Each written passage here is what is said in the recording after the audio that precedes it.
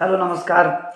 कैसे हैं आप लोग। उम्मीद करता हूँ कि आप सब सही होंगे। सर को तो आप पहचान ही रहे होंगे। पिछले लेक्चर में हम लोग ने साथ में एक वीडियो बनाया था जिसमें हम लोगों ने बच्चों के करियर काउंसलिंग के बारे में बात किया था, करियर अपॉर्चुनिटीज़ के बारे में बात किया था। इस लेक्चर में भी हम लोग कुछ वैसा ही, ये वीडियो जो है आपका कुछ वैसा ही इन्फॉर्मेटिव रहने वाला है, जिसमें मेनली हम लोग ये बात करेंगे कि अगर कोई बच्चा बहुत ज़्यादा कमज़ोर है, जैसे अभी आप लोग देख रहे हैं कि अभी सितंबर का महीना चल रहा है, तुरंत आपका इसके बाद अक्टूबर, नवंबर, दिसंबर आएगा, जनवरी आएगा, 4 महीने बस आपके बच रहे हैं, जिसके बाद आपका फ़ेब से एग्ज़ाम शुरू हो जाता है। जो भी स्टेट बोर्ड्स है उसका एग्ज़ाम शुरू हो जाता है। जैसे बिहार बोर्ड का एग्ज़ाम तो 1 फ़ेब से या 2 फ़ेब से शुरू हो जाता है। उसका चाहे वो 10th का हो चाहे 12th का, पहले तो शायद सर 12th का ही होता है ना, उसके बाद 10th का होगा। और फिर लगे सीबीएसई का भी होता है, सीबीएसई का भी 28-29 से शुरू हो ही जाता है। मतलब मिला जुला कर आपका जो बोर्ड का समय है उसमें बहुत ज़्यादा समय नहीं बचा है, यही मेरे को कहना है। और अभी तक जो बच्चे बिल्कुल भी मतलब पढ़ाई से बहुत दूर हैं, तो आज सर से हम लोग यही जानने वाले हैं कि वैसे बच्चे अब क्या करें। ठीक है, कि अभी से भी उनके पास क्या समय है या नहीं, पहले तो यही बात है। और अगर समय है तो इस समय का सदुपयोग वो कैसे करें कि वो पास कर जाएं या फिर अच्छे नंबर से पास कर जाएं। क्योंकि देखो 4-5 महीना भी कोई कम समय नहीं होता है। अगर पढ़ने वाले बच्चे हैं या फिर अगर आप मेहनत करने के लिए तैयार हैं तो मेरे ख्याल से ज़्यादा मतलब उतना भी कम समय नहीं है। आगे तो सर बताएंगे ही। हाँ, तो नमस्कार सर। नमस्कार। सर, तो यही चीज़ जानना है आज, जैसे अभी 4-5 महीना ही बच रहा है बच्चों के एग्ज़ाम में, तो जो बच्चे एकदम कमज़ोर हैं या फिर एवरेज स्टूडेंट भी है, तो क्या करें जिससे उनका बोर्ड वगैरह में मार्क्स अच्छा है। बिल्कुल सही प्रश्न आपने किया। जो तेज बच्चे होते हैं वो तो नियमित रूप से अपनी स्टडी को है सो करते रहते हैं, कोचिंग जाते हैं, स्कूल जाते हैं और घर पे भी मेहनत करते हैं। पर ग्रामीण पृष्ठभूमि के और कुछ शहरी पृष्ठभूमि के जो बच्चे ऐसे हैं जो खेलने कूदने में, मनोरंजन में अपना ज़्यादा समय है सो व्यतीत कर देते हैं। जी तो वो बच्चे हैं सो बाद में या देर से जागे और वो अब चाह रहे हैं कि अब हम है सो अच्छा करें आपका है सो बोर्ड में। तो उनके लिए है सो 2 उपाय हैं। देखिए, अगर आपने है सो ठान लिया है कि जो समय बीत गया उसको तो रिकवर अब नहीं किया जा सकता है। हाँ, लेकिन जो बचा हुआ समय है उसमें आप कुछ खास स्ट्रेटजी को अपना करके अपने है सो मैट्रिक के अंक में है सो सुधार आप ला सकते हैं। इंटर के अंक में है सो आप सुधार है सो ला सकते हैं। तो मैं बिहार बोर्ड के बच्चों के लिए खास करके बताना चाहूँगा कि देखिए, क्वेश्चंस जो आपको बिहार बोर्ड में पूछते हैं तो आप गौर करेंगे कि जो भी क्वेश्चंस होते हैं उनमें से लगभग 60 से 70% क्वेश्चंस है सो आपका रिपीटेड होते हैं। प्रीवियस ईयर क्वेश्चंस को वो है सो पूछा जाता है आपका। 60 से 70% क्वेश्चंस लगभग वैसे ही होते हैं। जी तो इसके लिए आप एक स्ट्रेटजी बनाइए। 150 संभवतः 150-200 रुपये में आपको है सो प्रीवियस ईयर का क्वेश्चन बैंक मिलता है। उस क्वेश्चन बैंक को आप खरीद लें और पिछले 10 सालों का या 15 सालों का क्वेश्चंस को आप, ठीक है, ऑब्जेक्टिव और सब्जेक्टिव, उस पर आप वर्कआउट करें। अगर आप है सो इस पर वर्कआउट करते हैं तो कम समय में आप ज़्यादा से ज़्यादा नंबर है सो ला सकते हैं। इसमें एक और बात मैं ऐड ऑन करना चाहूँगा कि वर्तमान समय है सो T20 का हो गया है। कम समय में अगर आपको अच्छा रिजल्ट लाना है तो ऑब्जेक्टिव 50 नंबर्स का ऑब्जेक्टिव पूछता है। तो प्रीवियस ईयर के जो क्वेश्चंस होते हैं, ठीक है, ऑब्जेक्टिव खास कर करके उस पर अगर आप वर्कआउट करते हैं पिछले 10 सालों का, तो आपके पास एक अच्छा खासा है सो क्वेश्चन का स्टॉक आपके पास है सो हो जाएगा और उसमें से मोर देन 60 to 70% क्वेश्चन वहाँ से आपको है सो आएंगे ही आएंगे। दूसरा मैं उपाय बताना चाहूँगा कि हर विद्यालय में बिहार सरकार द्वारा आपका मंथली एग्जाम को है सो कंडक्ट किया जा रहा है। उन सारे क्वेश्चंस को आप अगर इकट्ठा करते हैं, ठीक है, और उनको अगर सॉल्व कर लेते हैं, आप साल भर के क्वेश्चंस को अगर आप सॉल्व कर लेते हैं ऑब्जेक्टिव और सब्जेक्टिव को, तब तो डेफिनेटली आप है सो 80 to 90% क्वेश्चंस को आप है सो बहुत ही अच्छे तरह से है सो आप डील कर पाएंगे, लिख पाएंगे और आपको है सो इंटर में और मैट्रिक में दोनों में आपको है सो भरपूर नंबर है सो आएगा। बस आपको करना क्या है, आप जो एग्जाम देते हैं उन क्वेश्चन को इकट्ठा करके रखते चले जाएं और एग्जाम देने के बाद उस क्वेश्चन को घर में आकर के वर्कआउट करें या अपने अपने टीचर से है सो हेल्प लें। टीचर से हेल्प लें, उसको सॉल्व करवाएं, उस पर आप वर्कआउट जितना ज़्यादा से ज़्यादा करें और आप देखेंगे कि उन्हीं क्वेश्चंस के बीच में से आपका है सो 70 to 80% क्वेश्चन है सो आएंगे और आप एक अच्छा स्कोर कर पाएंगे। तो इस स्ट्रेटजी को अगर आप अपनाते हैं और सुबह पर भी 1 घंटे दें, रात में 1 घंटे दें, बाकी आप दोस्तों के साथ खेल कूद रहे हैं, कोई मायने नहीं रखता है। आप अगर सुबह शाम है सो अच्छे से स्टडी कर रहे हैं तो आप है सो बहुत अच्छा स्कोर है सो आप कर पाएंगे और इसमें से थोड़ा सा और ज़्यादा अगर बच्चे मेहनत कर देंगे तो ऑफकोर्स वो डिस्टिंक्शंस भी है सो ला सकते हैं। एवं 75% मार्क्स लाना आज के समय में कोई बहुत बड़ी बात है सो नहीं है। ये जो मैं स्ट्रेटजी बता रहा हूँ ये बहुत ही कमज़ोर बच्चे हैं जिनको पढ़ने लिखने में प्रॉब्लम होती है, वो अगर नंबर लाना चाहें उनके लिए है। तेज बच्चे तो अगर मेरी स्ट्रेटजी पे चलेंगे तो उन्हें है सो 85 to 90% है सो नंबर उनको है सो बिहार बोर्ड में है सो आ जाएगा। तो इस पर है सो वो खास करके ध्यान दें और यही फॉर्मूला आपका है सो सीबीएसई बोर्ड पे भी लागू होता है, आईसीएसई बोर्ड पे भी लागू होता है। तो जो भी जिस बोर्ड के भी जो बच्चे हैं वो अगर चाहें इस स्ट्रेटजी को अगर फॉलो करें, अभी से भी अगर करें, तो वो है सो 4 से 5 महीने में बहुत अच्छा रिजल्ट है सो वो कर सकते हैं और अपने करियर को है सो बेटर कर सकते हैं। फर्स्ट डिवीजन ऑफ कोर्स है सो आपके कैरियर में है सो चार चांद लगा देता है, आपके इंप्रेशन को है सो बढ़ा देता है और आपके नॉलेज को भी है सो बढ़ाता है। तो उस हिसाब से जी बच्चे इस पे है सो ध्यान दें। जी, सर ने ही बता दिया, नहीं तो मैं अभी ये पूछने भी वाला था कि जैसे सर ने बोला कि करीब 80 to 90% क्वेश्चन को आप सॉल्व कर पाएंगे, तो इसका सीधा सा मतलब ये है कि आपका नंबर सिर्फ पास होने लायक नहीं रहेगा, आप बहुत अच्छे नंबर से पास होंगे। तो फिर सर ने बोल ही दिया कि अगर वैसा करेंगे तो डिस्टिंक्शन भी आपको आ सकता है। और ये बात सिर्फ और सिर्फ बिहार बोर्ड के लिए नहीं है, सारे बोर्ड के बच्चों के लिए है।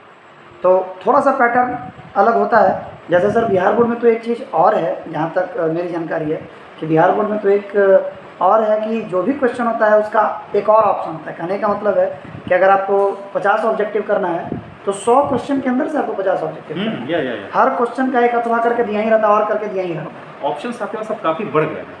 जी अगर ऑप्शंस बढ़ गए हैं तो आपके पास है सो प्रोबेबिलिटी भी आपकी है सो आगे बढ़ने की है सो बढ़ गई है। जी जी तो जो भी लड़के सिंसियर हैं तो उनके लिए रास्ता है सो खुला हुआ है। जी वो है सो अंतिम समय तक है सो अच्छे खासे तेज स्टूडेंट को है सो मात दे सकते हैं नंबर में। जी। 100 अगर क्वेश्चन रह रहा है ऑब्जेक्टिव का, जी। अगर बच्चा थोड़ा भी ढंग से अगर पढ़ा हो तो 40 क्वेश्चन तो आराम से कर लेगा, क्योंकि बनाना तो उसको 100 क्वेश्चन में से 50 क्वेश्चन। 45 to 46 प्लस आ जाएगा। 40 नहीं, मैं 45 मतलब उन बच्चों का बात कर रहा हूँ सर जो आज तक किताब छुआ भी नहीं। तो ऐसे बच्चे मतलब मिनिमम 40 से नीचे क्या लाए। हाँ, आपके पास तो मतलब है कि ऑलरेडी कि 100 में से 50 करना है। यहाँ करने वाले लोग तो 100 में से 90 कर जाते हैं, 100 में से 80 कर जाते हैं। जिसने थोड़ा बहुत भी अगर बढ़िया से पढ़ा है तो 100 में 60-70 उसके लिए बहुत बड़ा चीज़ नहीं है, लेकिन आपको तो करना ही 50 है और इसमें भी 40 आप नहीं कर पा रहे तब तो बहुत बड़ा विडम्बना है। और 40 अगर आप ले आते हैं तो पास तो आप यहीं से हो जाएंगे। एक किताब को खरीदें। ग्रामीण पृष्ठभूमि के जो कमजोर बच्चे, मैं हमेशा उनसे कहता हूँ ठीक है आप कोर्सेज को, अगर आपके पास समय है तो आप ऐसा अपने कोर्सेज मेन कोर्सेज की किताबों को पढ़ें। पर अगर आपके पास समय की कमी है, आप अगर कुछ काम कर रहे हैं या फिर है सो आप है सो कहीं व्यस्त हैं या फिर आपने है सो अज्ञानतावश अपने समय को है सो नष्ट कर दिया है, तब है सो आप है सो प्रीवियस ईयर के क्वेश्चन पे है सो वर्कआउट जरूर करें। उससे आपको है सो बहुत फ़ायदा है सो मिलेगा। जी जी। अब कहीं ना कहीं ये प्रीवियस ईयर क्वेश्चन बैंक का जो बात है, ये तो सर जो बच्चे तेज हैं उनके लिए भी है। जी, जी। लास्ट टाइम पे अगर मान लीजिए कि रिवीजन के लिए आपके पास 1 महीना बच रहा है तो लास्ट 1 महीने में आप पढ़ने से ज़्यादा क्वेश्चन में प्रैक्टिस कीजिए, प्रीवियस ईयर क्वेश्चन में प्रैक्टिस कीजिए। जितना पढ़ना है आप 1 महीना पहले तक पढ़ लीजिए, उसके बाद फिर पढ़ने में मेरे ख्याल से, शायद सर बताएंगे इस पर, और मेरे ख्याल से सर उसके बाद फिर पढ़ना है, कोई भी चीज़ पढ़ने का कोई मतलब नहीं रह जाता है। फिर तो आपको प्रैक्टिस ही ज़्यादा करना चाहिए। प्रैक्टिस और रिवीजन। पठन कहा जाता है, पढ़ने का जो सिद्धांत होता है वो 3 चीज़ों पे है सो पठन, पाठन और चिंतन, इस पर है सो आधारित होता है। पठन आप पढ़ रहे हैं, पाठन जोर जोर से पढ़ रहे हैं, खास करके 9th 10th 11th 12th इसमें कोई भी शर्म की बात नहीं है, कोई भी हिचकिचाहट की बात नहीं है।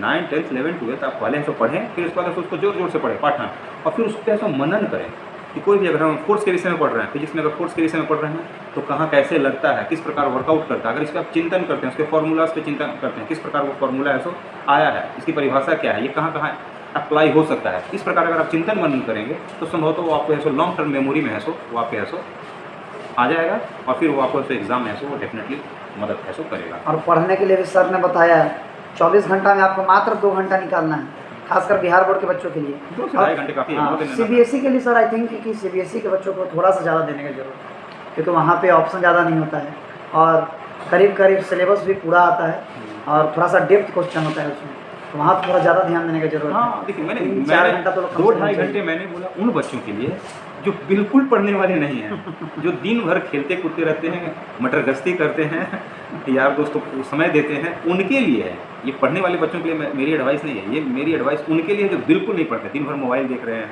टीवी देख रहे हैं, बाजार में घूम रहे हैं, उन बच्चों के लिए है। मैंने कहा कि कम से कम आप ऐसा 1 घंटा सुबह 1 घंटा शाम, ठीक है, आप निकालें, तब आप ऐसा अच्छा ऐसा कर पाएंगे। जी। और पढ़ने के समय सिर्फ पढ़ाई के अलावा कुछ नहीं। सर ने आपको पहले ही बताया कि 2 घंटे निकालना है, करीब करीब दिन में आपके पास 12-14 घंटा समय होता है, ठीक है, तो 2 घंटा तो निकालना मेरे ख्याल से बहुत बड़ा चीज़ नहीं है।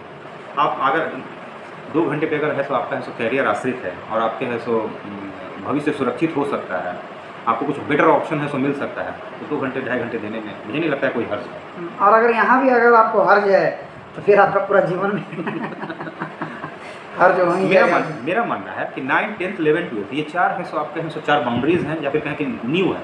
9 से लेकर 12 तक 4, एक चरपाई के जैसे 4 है सो पाए होते हैं, उसी प्रकार 9th 10th 11th 12th है सो आपका जो बिल्डिंग है उसका है सो वो न्यू है। तो ये न्यू जितना ज़्यादा है सो मजबूत आप करेंगे और जितना ज़्यादा समय इसमें देंगे उतना ज़्यादा है सो ऊँची बिल्डिंग आप है सो बना पाएंगे।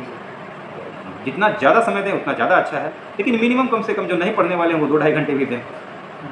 और सर अब तो नहीं पढ़ने वाले बच्चों या फिर जो कमज़ोर बच्चे हैं उनके लिए तो बहुत बात हो गया, कुछ टिप्स उन बच्चों को दीजिए जो बच्चे मतलब पढ़ भी रहे हैं बढ़िया से, और मतलब पढ़ने वाले जो बच्चे हैं, अब चाहे एवरेज हों या एवरेज से भी ऊपर के बच्चे हैं, जो ऑलरेडी अगर उनको कोई गाइडेंस नहीं भी मिले तो अपने मेहनत के दम पे 80-85 ले ही आएंगे, चाहे वो CBSE हो और बिहार बोर्ड में भी अगर वो 60% आराम से फर्स्ट डिवीज़न ला सकते हैं, लेकिन वो चाहते हैं कि अपने स्कोर को और बेटर करें, तो उनके लिए क्या सलाह है? जो एवोव एवरेज बच्चे हैं, ठीक है, तो एवोव एवरेज बच्चे हैं और वो है सो चाह रहे हैं कि हम है सो टॉप क्लास के बच्चों में है सो हमारी है सो चैनल टॉप 5 में मैं आ जाऊँ या टॉप 10 में मैं आ जाऊँ। उनका अगर वो प्रयास है तो उनके लिए सो रेगुलर प्रैक्टिस मस्ट है। अगर रेगुलर प्रैक्टिस आप ऐसा करते जाते हैं, मैथ का हो गया, फिजिक्स का न्यूमेरिकल्स हो गया, इंटर में केमिस्ट्री का है सो न्यूमेरिकल्स हो गया आपका, उसके अगर वर्कआउट करते हैं, जो सेगमेंट आपका बहुत कमज़ोर है, जो टेक्निकल सेगमेंट है, जो सेगमेंट बहुत कमज़ोर है, उसका है सो मैक्सिमम प्रैक्टिस करें और कोशिश करें कि जो आपका कमज़ोर पक्ष है उसको है सो मजबूत ज़्यादा करें, और जो मजबूत पक्ष है उसको और ज़्यादा मजबूत करें, और छोटी छोटी गलतियों पर है सो ध्यान दें, उन गलतियों को है सो ना होने दें। कई बार ऐसा होता है कि कई ऑब्जेक्टिव क्वेश्चंस होते हैं जो आप जानते हैं लेकिन हड़बड़ी में आप है सो उनको गलत कर देते हैं। जी। तो इस पर कंट्रोल करना कि नहीं, मुझसे है सो गलतियाँ कम से कम हो, तब है सो आपका है सो जो आपने 85% है वो है सो 95% पे है सो आपका है सो पहुँच जाएगा। तो इस पर अगर आप ध्यान देते हैं तो आपका है सो नंबर है सो आएगा, और आप है सो अपने दिनचर्या में थोड़ा सा बदलाव लाएं, थोड़ा सा कूल रहें और एकदम अच्छे से ग्रेस्प करें कोई भी चीज़ को, कॉन्सेप्ट को अपना क्लियर रखें कि किसी भी प्रकार से कोई भी क्वेश्चन पूछे तो हम उसका उत्तर है सो दे सकें।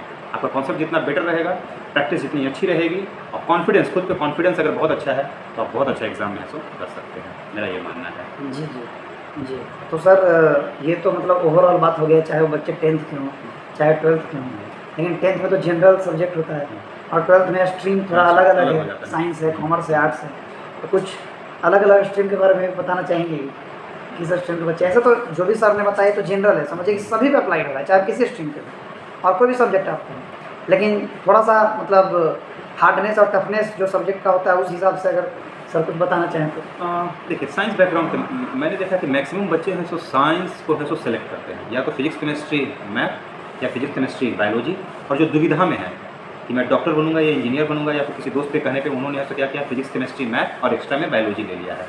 कई बच्चे ऐसे भी हैं। तो उस कंडीशन में हमें लगता है कि आपका कॉन्सेप्ट है सो क्लियर होना चाहिए कि मैं किस सेक्टर में है सो जाना है, मुझे इंजीनियरिंग सेक्टर में जाना है, मेडिकल सेक्टर में जाना है, या फिर मैं जनरल कॉम्पिटिशन के सेक्टर में मैं जाना चाहता हूँ, या फिर मैं सिर्फ अपना बिजनेस है सो स्टार्ट करना चाहता हूँ। अगर आपका है सो गोल क्लियर है तब फिर आप उस हिसाब से आपको है सो उस सब्जेक्ट में तैयारी करने में है सो मदद मिलेगी। फॉर एग्जांपल, अगर आप चाहते हैं कि नहीं मैं बड़ा होकर के है सो इंटर के बाद मैं है सो मेडिकल सेक्टर में है सो जाना चाहता हूँ, तो आप बायोलॉजी पे है सो वर्कआउट करें, बायोलॉजी को अच्छे से एब्जॉर्व करें, उसका बॉटनी और जूलॉजी का जो सेगमेंट है उसके जो चैप्टर्स हैं, साइकोलॉजी से संबंधित है, फिजियोलॉजी से संबंधित है, हिस्टोलॉजी से संबंधित है, आपका जेनेटिक्स से संबंधित जो भी टॉपिक्स है उन पे आप है सो खास वर्कआउट है सो करें और उनके क्वेश्चन को आप सॉल्व आउट करें, क्योंकि मेडिकल का जो कॉम्पिटिशन होता है वो बहुत टफ होता है, सीटें कम है और कैंडिडेट्स बहुत ज़्यादा होते हैं, तो उस कंडीशन में आपको है सो एक नंबर के लिए है सो लड़ना पड़ता है।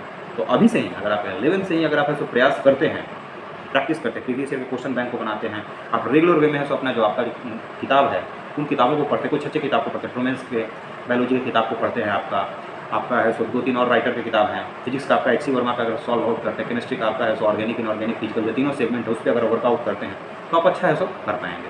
और अगर रैंक अगर आपका अच्छा है तो आपको एम्स जैसा भी मिल सकता है, AFMC भी मिल सकता है, जिपमर भी मिल सकता है, या फिर ऐसा आपका ऐसा स्टेट लेवल का अपने स्टेट में चाहते हैं तो PMCH जैसा हो गया, NMCH जैसा हो गया, मेडिकल संस्थान वहाँ पे भी आपको अच्छा ऐसा मिल सकता है। गोल क्लियर होना चाहिए कि हाँ हमें मेडिकल सेक्टर में जाना है।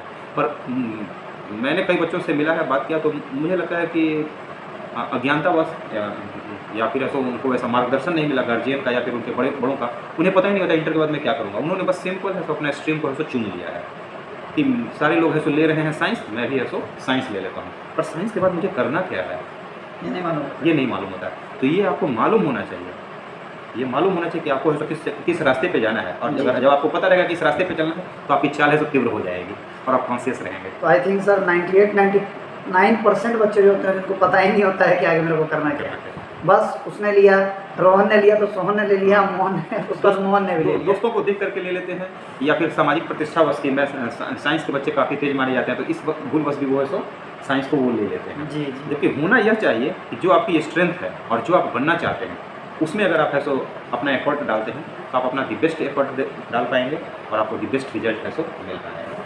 जी जी जी जी बहुत बहुत धन्यवाद सर।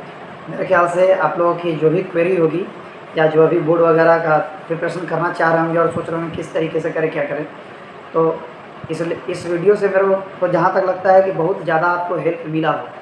और अगर मान लीजिए आपके मन में फिर भी कोई सवाल रह गया है, कमेंट कीजिएगा, हम लोग कोशिश करेंगे ज़रूर उसका जवाब देने का। हो सकता है नेक्स्ट वीडियो उसी टॉपिक पे हम लोग बना दें।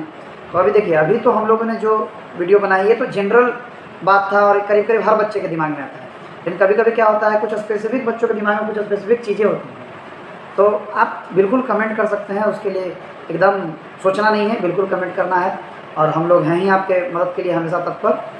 तो उम्मीद करता हूँ कि यहाँ तक आप लोगों को अच्छा लगा होगा लेक्चर। अगर इसी तरीके का वीडियो आप और चाहते हैं तो हमारे चैनल को ज़रूर सब्सक्राइब कीजिए, कमेंट कीजिए। कमेंट तो बिल्कुल आपको करना ही है, चाहे आप बच्चे हों चाहे बच्चे के पेरेंट्स हों, कोई भी हो। अगर पेरेंट्स भी मेरी इस वीडियो को देख रहे हैं तो उनके लिए भी ये बात है कि आप ज़रूर कमेंट करें।